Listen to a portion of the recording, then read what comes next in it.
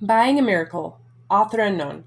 A little girl went to her bedroom and pulled a glass jelly jar from its hiding place in the closet. She poured the change out on the floor and counted it carefully, 3 times even. The total had to be exactly perfect. No chance here for mistakes. Carefully placing the coins back in the jar and twisting on the cap, she slipped out the back door and made her way 6 blocks to Rexall's drugstore with the big red Indian chief sign above the door.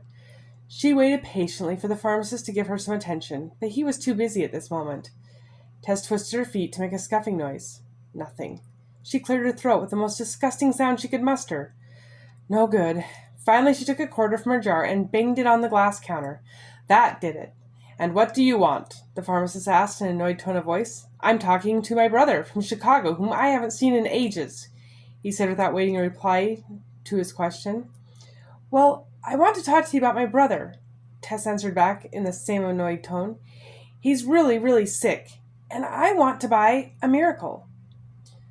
"I beg your pardon?" said the pharmacist.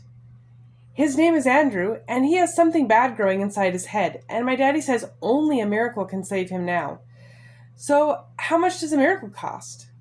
"We don't sell miracles here, little girl. I'm sorry, but I can't help you," the pharmacist said, softening a little. "Listen, I have the money to pay for it. If it isn't enough, I will get the rest. Just tell me how much it costs." The pharmacist's brother leaned down and stooped down and asked the little girl, "What kind of a miracle does your brother need?" "I don't know," Tess replied with her eyes welling up. "I just know he's really sick, and Mommy says he needs an operation. But my daddy can't pay for it, so I want to use my money." "How much do you have?" asked the man from Chicago. $1.11, Tess answered barely audibly. "And it's all the money I have, but I can get some more if I need to." "Well, what a coincidence," smiled the man. $1.11, the exact price of a miracle for little brothers. He took her money in one hand, and with the other hand he grasped her mitten and said, "Take me to where you live. I want to see your brother and meet your parents. Let's see if I have the miracle you need." That well-dressed man was a surgeon specializing in neurosurgery. The operation was completed free of charge, and it wasn't long until Andrew was home again and doing well. Mom and Dad were happily talking about the chain of events that had led them to this place.